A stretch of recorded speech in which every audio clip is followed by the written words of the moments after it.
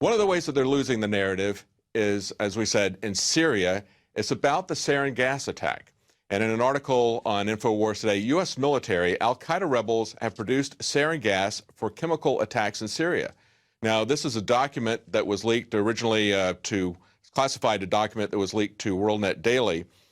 And in this document, they described sarin gas that was seized in Turkey as not being military grade, but rather as a kitchen variety, which corresponds to sarin gas used in the August 21st chemical attack near Damascus, according to Dr. Yosef Bodansky, a top terrorism expert. Bodansky said that unlike military-grade sarin, the sarin used in the Damascus attack did not accumulate around the victim's hair and clothing. If it did, said Bodansky, the sarin molecules would have detached from the victims and killed or injured the first responders who touched the victims' bodies without protective clothing and masks. Now, this comes after we already saw reports from the UN back in March saying that they believe that the sarin gas that was used then was done by the rebels. We also saw reports from Hillary Mann Leverett, who was an official in both the Bush and the Clinton administrations. And she said that she knew that that the Russian officials and the Chinese officials had gone in and tested this because they were still in Syria. And she said these were homemade rockets in the March attack, and that the sarin gas was not stabilized, which also indicated that it was not militarily produced. This is the same thing that we're hearing now from the leaked U.S. document.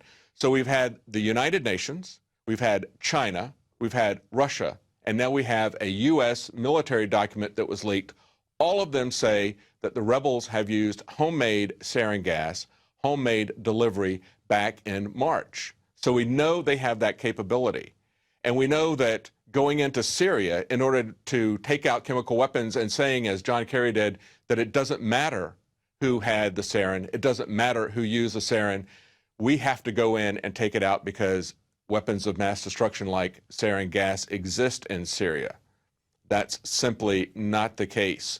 So we have multiple sources saying that it was homemade, and this is very important. The excerpt that I read before from Dr. Yosef Bodansky about homemade sarin being different from military-grade sarin, this is one of the things that caused military experts to question whether it was even sarin gas in the first place when it came out. Remember, we were talking about that. We said, yes, it looked like they died from a chemical attack, but with sarin, when the people went in, the first responders would die. Or even if they were able to survive, they would have severe neurological damage, and we didn't see anybody wearing protective clothing. This was something that had been seen when sarin gas was used in the Tokyo subways. You have to wear protective clothing or you too will become a victim. But with the homemade sarin gas, it is not as potent as a military-grade gas. But we're told that we have to invade Syria. We're told that we have to drop bombs in order to stop the weapons of mass destruction.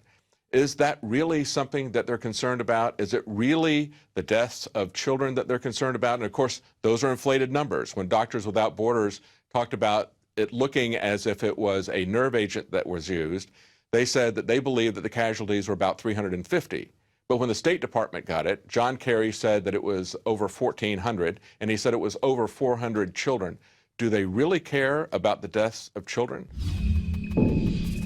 We have heard that 500,000 children have died. I mean, that's more children than died in Hiroshima. And you know, is the price worth it?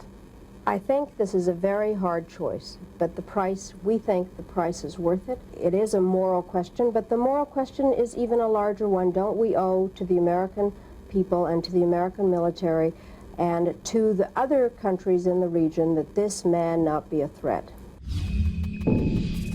So the U.S. government has a tolerance for the death of children, even 500,000 children, when it suits their agenda. I'm reminded of what Henry Kissinger once said. He said, "We have no permanent allies, only permanent interests." Well, it seems that the U.S. government has no permanent morals, only permanent agendas. That's it for our news portion tonight. Now, as we pointed out earlier, if you really want to change things, if you really want to wake up people, you need to get people watching authentic media. And one of the ways that you can do that is to support Prison Planet TV and help your friends to watch Prison Planet TV. Up to 10 of them can watch along with you at the same time on just one subscription. And who knows, maybe they'll pass that along to other people and you can wake up more people. Stick around after the break. Anthony Gucciardi is going to interview Dr. Edward Group, about radiation, the dangers to you and your family, and what you can do about it.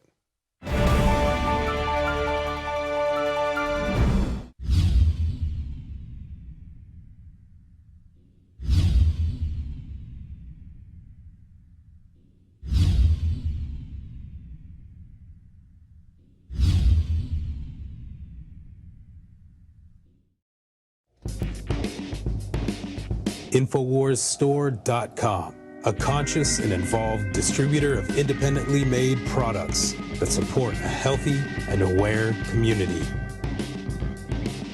Dive into cleaner waters with your own ProPure system and Pro 1D filter. Save 10% with the promo code WATER. We've handpicked a veritable treasure trove of the best non-GMO seed banks on the market. And our selection of films showcases a wealth of knowledge outdone only by our books. Check for combo packs to multiply your savings. Wear your colors proudly with one of these conversation starters. Now available in pink.